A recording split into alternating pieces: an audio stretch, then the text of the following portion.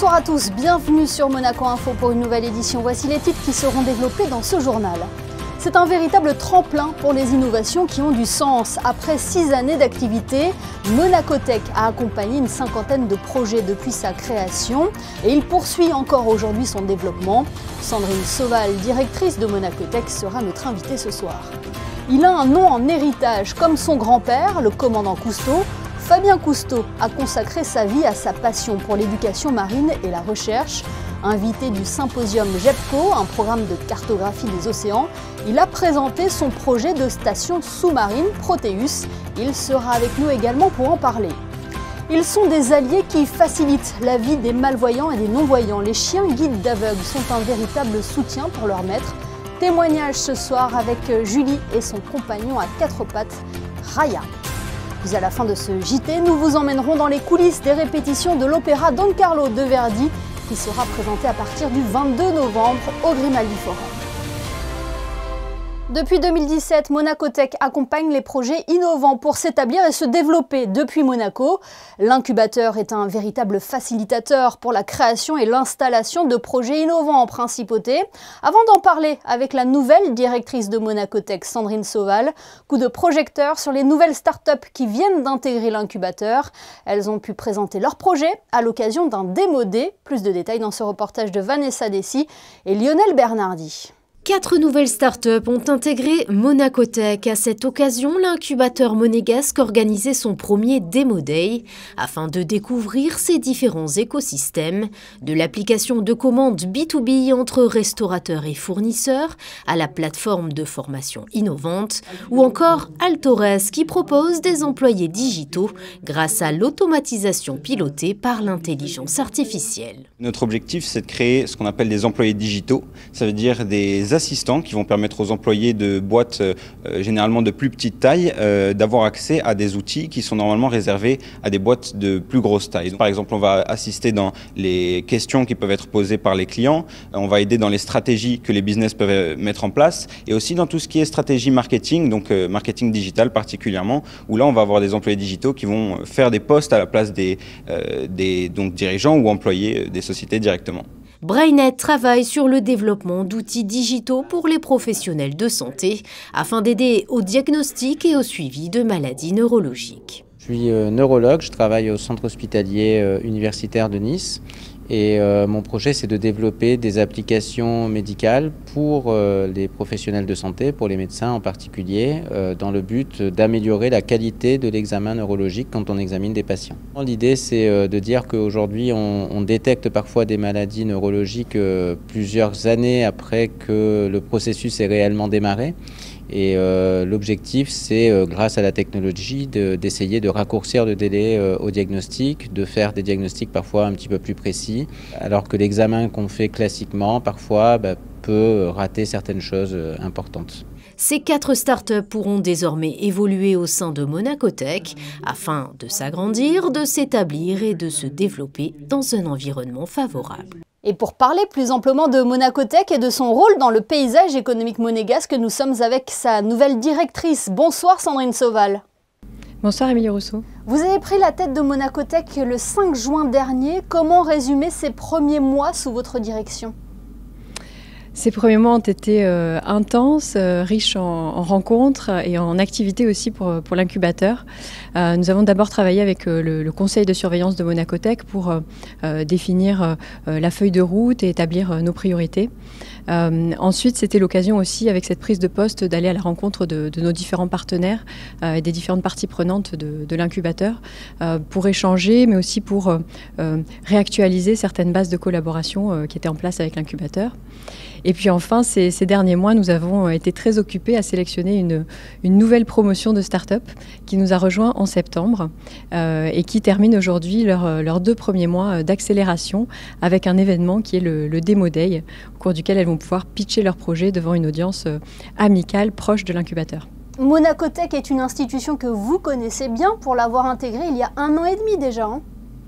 Absolument, donc j'ai rejoint Monacotech en janvier 2022 en tant qu'adjointe du directeur, ce qui m'a permis de me familiariser avec le fonctionnement de l'incubateur, de bien connaître les startups, aussi de comprendre les dynamiques en place avec l'écosystème monégasque autour de l'incubateur, et déjà d'entreprendre certaines actions avec mon prédécesseur, comme la mise en place par exemple du nouveau rythme d'appel à projet, avec aujourd'hui 2 appels à projet par an.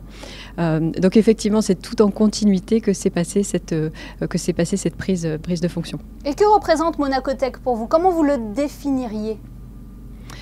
Monacotech, c'est l'incubateur de start-up de la principauté de Monaco. C'est un tremplin pour les innovations qui comptent, les innovations qui ont du sens. La mission de Monacotech, telle qu'elle a été définie à l'origine du projet, c'est de faciliter la création et l'installation en principauté de projets innovants, qui vont contribuer aussi à diversifier l'économie monégasque, et avec vraiment cet enjeu que les projets soutenus par Monacotech dans leur phase de lancement pérennisent ensuite leurs activités en principauté sur le long terme. Et ce sont vos ambitions à la tête de Monacotech aujourd'hui? Est-ce qu'il y a des priorités, des aspects sur lesquels vous êtes plus sensible? Oui, effectivement. Donc l'incubateur aujourd'hui a atteint une certaine maturité en termes de fonctionnement, de programme d'accompagnement. Donc les aspects sur lesquels on va souhaiter travailler en priorité concernent surtout le développement des réseaux de l'incubateur. En local d'ailleurs, d'abord, on souhaite resserrer encore les liens avec le tissu économique local, avec les entreprises, le secteur public, parapublic, les associations, les banques, qui sont finalement une première ligne de soutien pour nos entrepreneurs, qui vont être leurs premiers clients, leurs premiers partenaires. Donc ça, c'est très important pour nous. On se rend compte aussi que ces premiers liens sont les clés d'un démarrage réussi et ensuite de l'ancrage des projets à plus long terme en principauté. Et puis pour l'écosystème et ces entreprises de l'écosystème, avoir accès à ce vivier d'innovation qualifié avec lesquels elles vont pouvoir interagir, partager leurs besoins, imaginer de nouvelles solutions, c'est aussi quelque chose d'extrêmement intéressant qu'on souhaite continuer à développer. Donc ça, c'est un premier axe, l'écosystème local. On souhaite aussi travailler sur le développement du réseau d'investisseurs de Monacotech pour toujours mieux soutenir nos fondateurs et nos projets dans leur recherche de financement, que ce soit pendant leur incubation ou en préparation de leur sortie de Monacotech. Sandrine Sauval, on a l'impression qu'après 6 années d'activité, Monacotech s'est durablement inscrit dans le paysage économique monégasque. Est-ce que vous partagez aussi cet avis ? C'est un bilan très positif après ces 6 premières années d'activité. Si je peux partager quelques chiffres avec vous, c'est 52 projets qui ont été accompagnés par Monacotech depuis la création. 26 d'entre eux ont donné lieu à la création d'une société monégasque de type SARL ou SAM, qui poursuivent aujourd'hui encore leurs activités en principauté, qui se développent encore. Adossés à ces sociétés, c'est 120 emplois qui ont été créés, dont la moitié en principauté. Donc c'est déjà des résultats très tangibles. Ce qui est intéressant de regarder aussi, c'est le nombre de candidatures qu'on reçoit par appel à projet. On arrive aujourd'hui à avoir un taux de sélectivité comparable à des incubateurs, des grands incubateurs en France notamment, de l'ordre de 10%.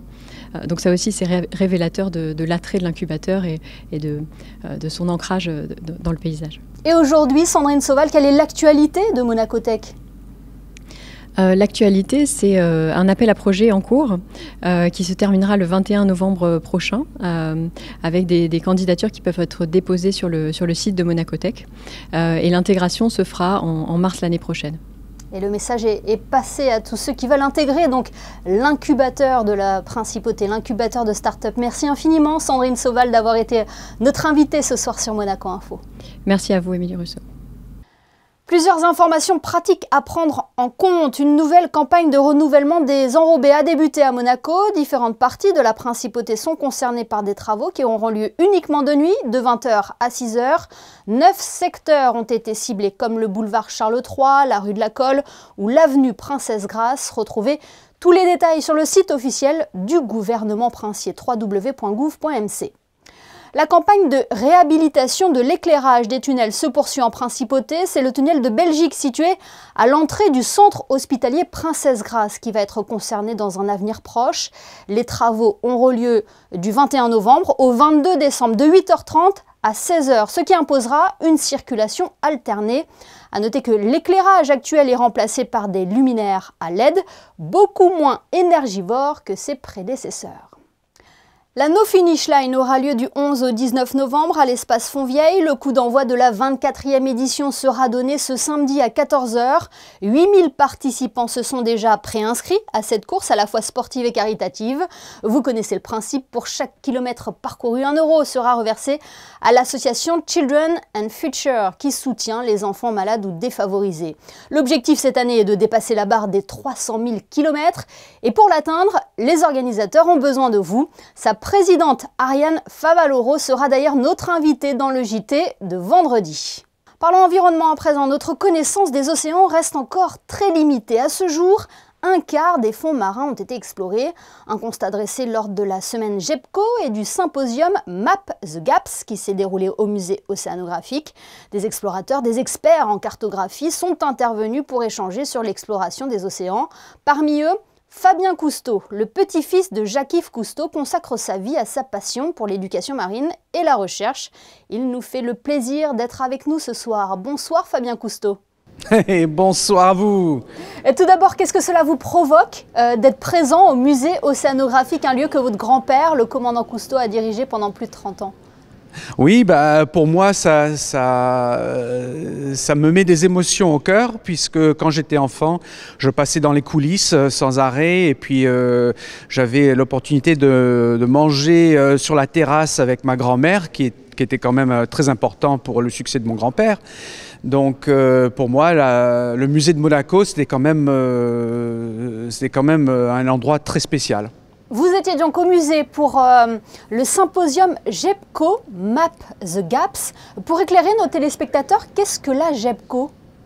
GEPCO est responsable pour faire des cartographies des fonds marins, et c'est un organisme qui rassemble beaucoup d'autres plateformes qui contribuent à ce but.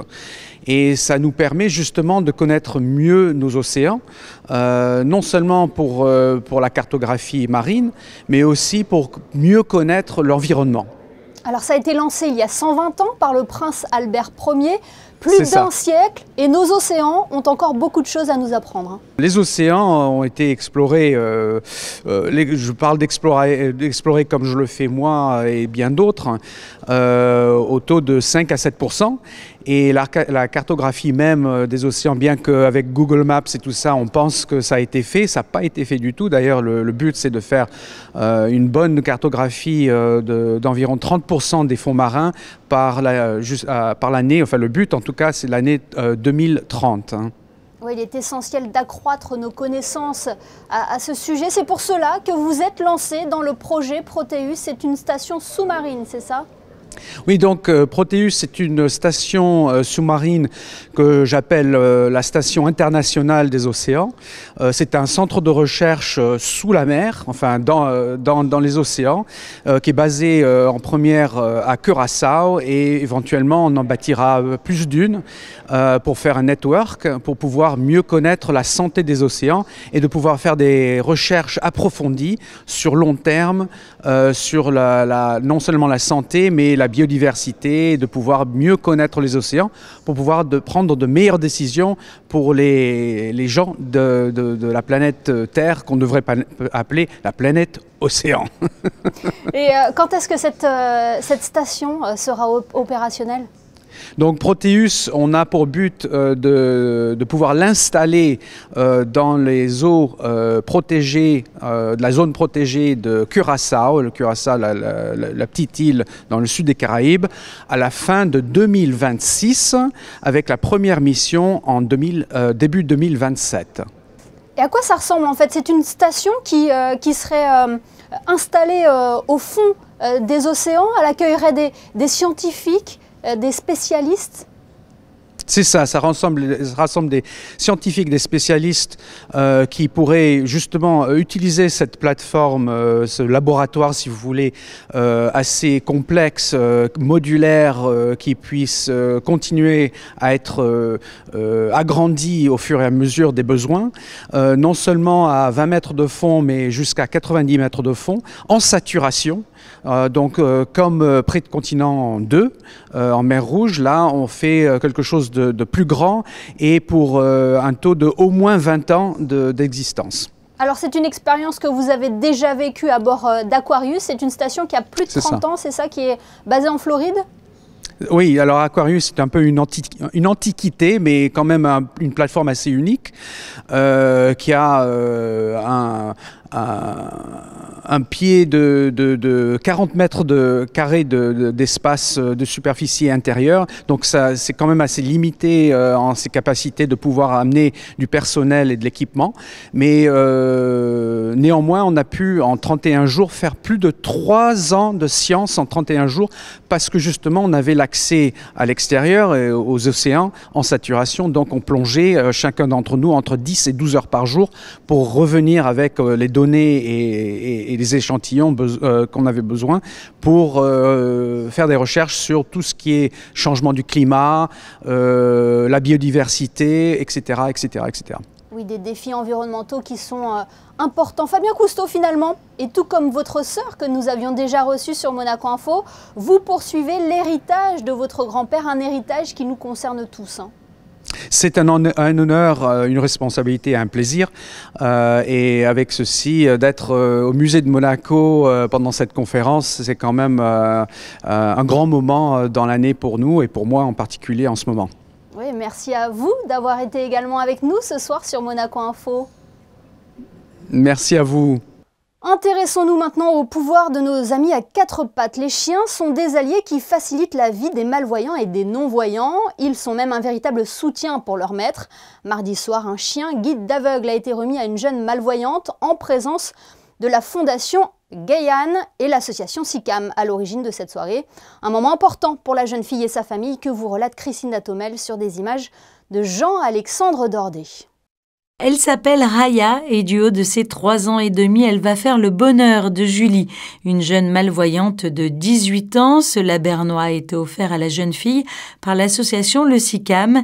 Créée en 1989, l'association a pour but de venir en aide aux écoles de chiens guides d'aveugles et les aider et les soutenir dans leurs tâches de formation de compagnons pour non-voyants. Et c'est la fondation Gaïane qui a mis Raya sur le chemin de Julie. 2 ans de formation ont été nécessaires pour les accoutumer l'une à l'autre.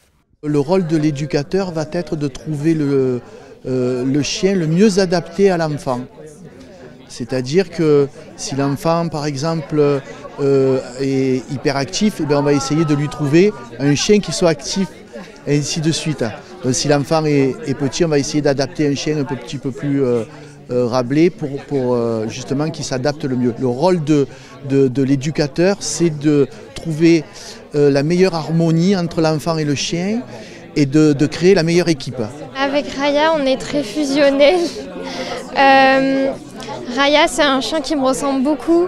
Elle est très calme, elle est très douce. Donc, depuis qu'on est ensemble, c'est que du bonheur et je l'adore. Et je pense qu'elle m'aime bien aussi. Il y a 2 ans, préalablement, il y a 2 ans d'éducation pour éduquer un chien guide. La première année, c'est ce qu'on appelle la sociabilisation, c'est-à-dire que ce sont des bénévoles qui vont mettre en situation le chien dans toutes les configurations qu'il pourra se trouver avec son futur maître.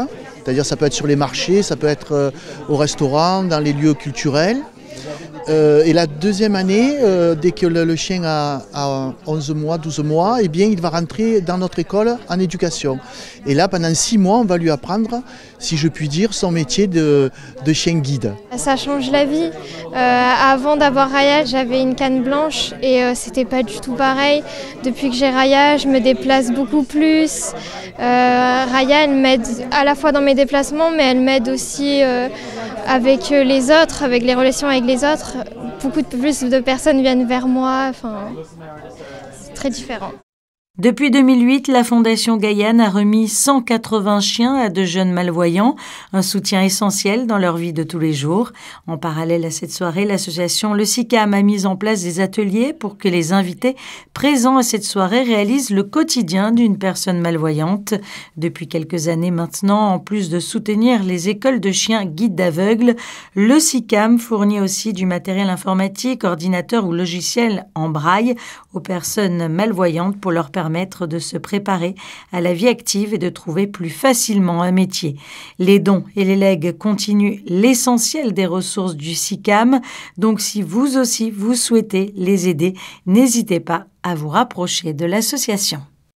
Vous le savez, régulièrement sur Monaco Info, nous mettons en lumière les artisans, les commerçants, les restaurateurs qui font Monaco. Des personnes que vous avez sûrement croisées dans votre quotidien et que Christinda Thomel vous fait découvrir dans sa rubrique.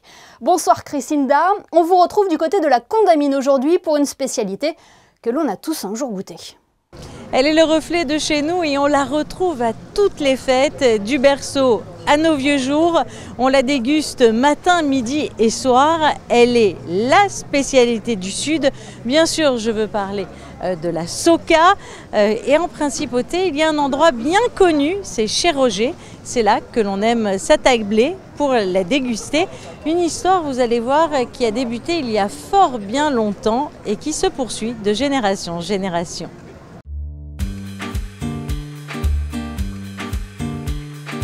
La première histoire, c'est 1978, Roger qui s'installe. Et mon histoire a commencé ici en février 2017. Roger est tombé malade. Et du coup, il avait besoin d'un bras droit pour le suppléer et pourquoi pas apprendre la suite.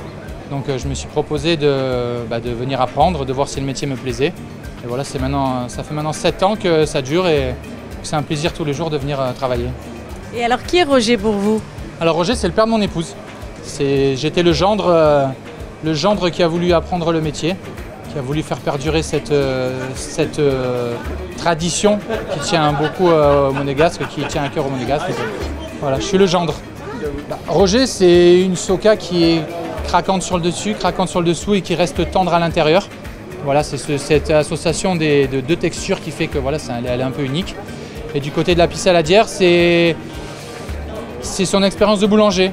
C'est une pâte à pain qui a été travaillée pour avoir pareil, ce côté aéré et craquant à la fois, avec des oignons qui cuisent suffisamment longtemps pour perdre ce côté un peu dur et un peu fort. Et que voilà, souvent les gens, quand ils la dégustent, ils se rendent compte qu'il n'y a même presque plus le goût de l'oignon, c'est vraiment une texture spéciale. Et c'est ce qui fait voilà, la spécificité du stand de chez Roger. Ça demande beaucoup de préparation en fait, qui n'est pas visible pour les gens. Il y a tout ce qui est pétrissage de la pâte, tout ce qui est mise en place de la pâte, garnissage d'épices saladières. Et il y a également les oignons, c'est le travail un peu masqué, mais il y a entre 60 et 90 kg d'oignons épluchés par semaine à faire cuire 2 fois ou 3 fois par semaine. En moyenne, par jour, vous faites combien de plaques de Soca? Alors c'est une question que j'avais posée à Roger. Je lui avais demandé, il m'avait dit qu'il ne savait pas et j'avais été un peu surpris. Effectivement, je ne sais pas trop. Je sais que je fais entre 1 et 2 marmites par jour, c'est entre 6 et 12 plaques de Soca. Mais c'est vrai qu'en fait, quand on est dans le travail avec les gens avec qui on doit discuter, etc., on ne sait pas trop. Mais en général, c'est une dizaine de plaques de Soca par jour. Est-ce qu'il y a un jour qui marche mieux qu'un autre? Le samedi. Le samedi, c'est vraiment le jour du marché où tous les gens sortent. En plus, il n'y a pas l'école, donc vraiment, soit parents, soit grands-parents viennent c'est une tradition en fait. Donc vraiment, c'est le samedi, le vrai jour du marché qui est le plus populaire. Et l'ambiance du marché, c'est une ambiance spéciale? C'est vraiment le côté très familial. C'est vraiment le côté authentique de Monaco. On y retrouve tous les gens du quotidien qui viennent faire le Monaco de l'origine, en fait, si je puis dire. C'est vraiment des gens d'ici, beaucoup de gens d'ici. Pas mal de touristes aussi qui cherchent un peu le côté atypique, il y a le côté vraiment brillant de Monaco et vraiment le côté un peu authentique qui se partage ici. Donc, ouais, l'ambiance du marché, c'est génial. Vraiment, moi, je m'y plais tous les jours à venir. Je ne viens pas au travail. Je passe vraiment du bon temps. Alors, venez donc vous régaler d'épices saladières et de la Soca chez Roger. Chez Roger est un établissement, bien sûr, mythique en Principauté. Alors, pour ceux qui ne le savent pas encore, chez Roger est ouvert du mardi au samedi de 9h30 à 13h30. Nous vous emmenons à présent dans les coulisses des répétitions de Don Carlo. La création de Verdi sera présentée à partir du 22 novembre au Grimaldi Forum. Des premières notes de la partition à la mise en scène, José Sacré lève le voile sur ce grand opéra en 5 actes dans ce Focus Info.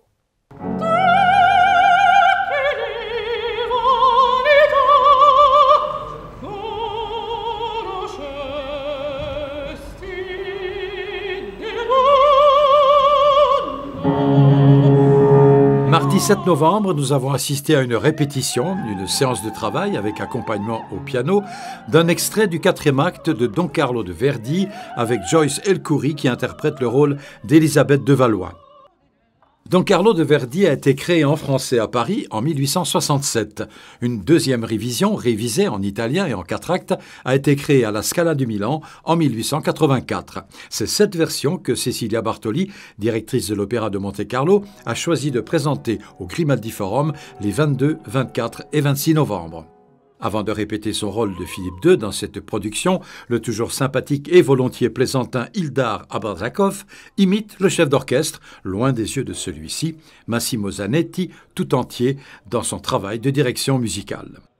C'est Davide Livermore, un artiste de réputation internationale qui met en scène cet opéra, véritable fresque riche de personnages forts à la psychologie fouillée. Ce n'est pas seulement une œuvre essentielle pour Giuseppe Verdi, c'est une œuvre essentielle pour notre communauté mondiale, pour notre humanité, parce que c'est un moment d'éducation à sentiment, un moment où nous pouvons faire une indagine sur la part plus obscure de notre âme. Le rapport entre le pouvoir, le rapport entre le sentiment, le rapport entre les constrictions psychologiques, la part de douleur que beaucoup de fois nous vivons dans l'éducation religieuse, dans l'éducation familière.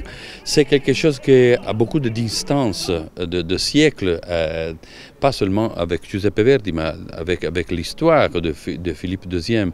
Et c'est quelque chose qui va encore à nous éduquer, à nous toucher, et c'est une sorte de miroir implacable sur notre humaine fragilité. Vous savez qu'il y a pas mal de metteurs en scène qui ont été décriés par certains artistes, par certains journalistes, parce qu'ils s'éloignent peut-être trop loin de la signification de l'œuvre pour s'exprimer eux-mêmes leurs idées. Vous êtes au service de l'œuvre. Complètement. Je n'ai pas écrit, je ne suis pas Schiller, je ne suis pas Giuseppe Verdi. Je respecte deux pères de ma âme comme Giuseppe Verdi et comme Schiller. Ça ne veut dire pas que je vais n'avoir pas ma personnalité. Ma personnalité doit être au service de la création pour notre contemporanéité. On a des extraordinaires artistes de vidéo et la chose incroyable que nous faisons pour Don Carlo, une mise en scène qui est vraiment dans le période historique de Philippe II. Mais la chose extraordinaire que nous utilisons la plus grande technologie possible avec l'intelligence artificielle, avec le dessin 3D, avec un écran vidéo exceptionnel de LED pour recréer le rapport que nous avons dans le libretto. Et plus nous sommes modernes avec la technologie sur scène, et plus nous avons la capacité de raconter la modernité à niveau émotif, à niveau émotionnel, et en même temps raconter sa modernité dans un côté ancien. Davide Livermore sera aussi le metteur en scène de Caruso à Monaco, une création présentée à l'occasion de la fête nationale monégasque, et de Jules César en Égypte de Handel avec Cecilia Bartoli.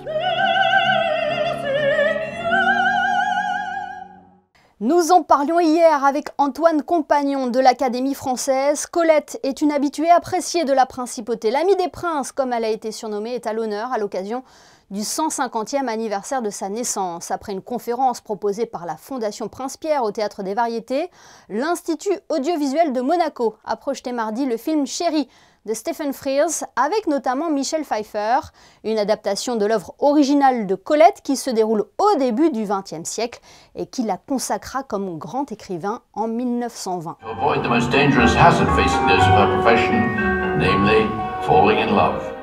La météo, c'est avec vous Vanessa Dessy. Bonsoir Vanessa, quelles sont les prévisions pour la journée de jeudi ? Bonsoir Émilie, bonsoir à tous. Le ciel sera bien chargé avec de la pluie une grande partie de la journée. Les températures oscilleront de 11 à 14 degrés. Le soleil se lèvera à 7h14 et se couchera à 17h13 et nous fêterons les Théodores. Ce journal est à présent terminé. Merci de nous avoir suivis. Prenons le large avec notre photographe Manuel Vitali pour refermer ce JT. Il vous propose une sortie en mer en compagnie de jeunes navigateurs. Au même moment, la Transat Jacques Vabre se poursuit désormais pour l'ensemble des concurrents. Boris Herman sur Malitia Sea Explorer a connu quelques soucis électroniques aujourd'hui. Il a dû réduire sa course pour résoudre le problème. On vous tiendra bien évidemment informé. Passez une excellente soirée et à demain pour un nouveau JT sur Monaco Info.